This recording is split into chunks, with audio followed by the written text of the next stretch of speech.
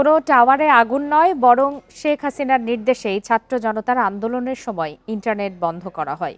জিজ্ঞাসাবাদে স্বীকার করেছেন সাবেক তথ্য প্রযুক্তি প্রতিমন্ত্রী জুনায়েদ আহমেদ পলক। সকালে আন্তর্জাতিক অপরাধ ট্রাইব্যুনালের চিফ প্রসিকিউটর সাংবাদিকদের একথা জানান। বলেন, গণহত্যার তথ্য গোপনে শেখ হাসিনার নির্দেশেই এভাবেই কাজ করে তার মন্ত্রিসভার সদস্যরা। সম্ভাব্য সাক্ষীদের হত্যার অভিযোগও করেছে প্রসিকিউশন।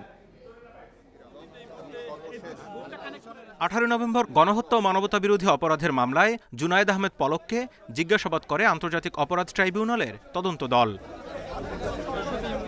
এ সময় বিভিন্ন গুরুত্বপূর্ণ তথ্য দেন তিনি।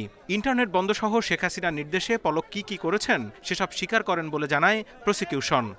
সরাসরি প্রধানমন্ত্রীর কাছ থেকে নির্দেশনা আসার পরে তথ্য প্রতিমন্ত্রী নির্দেশ দিয়ে আইআইটি ইন্টারন্যাশনাল ইন্টারনেট গেটওয়ে, এই গেটওয়েদের একটা হোয়াটসঅ্যাপ গ্রুপ খোলা হয়।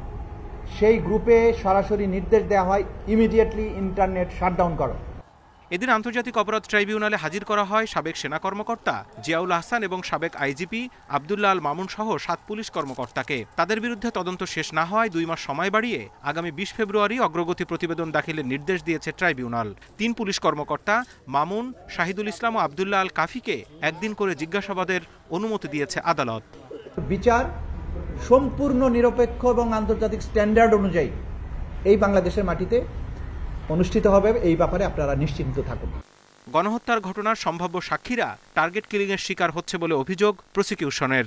ট্রাইব্যুনালের কাছে যাওয়ার আগে আইন শৃঙ্খলা রক্ষাকারী বাহিনীকে বলবো যে এই ট্রাইব্যুনালের প্রত্যেকটি সাক্ষী আইন দ্বারা প্রোটেক্টেড। সম্ভাব্য কোনো সাক্ষীকে টার্গেট কিলিং করা, তাদেরকে সামাজিকভাবে হেয় করা, তাদের নিরাপত্তা দিতে যদি আমাদের আইন শৃঙ্খলা রক্ষাকারী বাহিনী ব্যর্থ হয়, তাদের বিরুদ্ধে কিন্তু আমরা অ্যাকশনে যাব। জুলাই আন্দোলনে ভুক্তভোগী ও গণহত্যার মামলার সম্ভাব্য সাক্ষীদের নিরাপত্তা চেয়ে ট্রাইব্যুনালে আবেদন করেছেন বেসরকারি বিশ্ববিদ্যালয়ের প্রতিনিধিরা। সম্প্রতি 4 শিক্ষার্থী হত্যার ঘটনায় ছাত্রলীগ কর্মীদের দায়ী করেন তারা।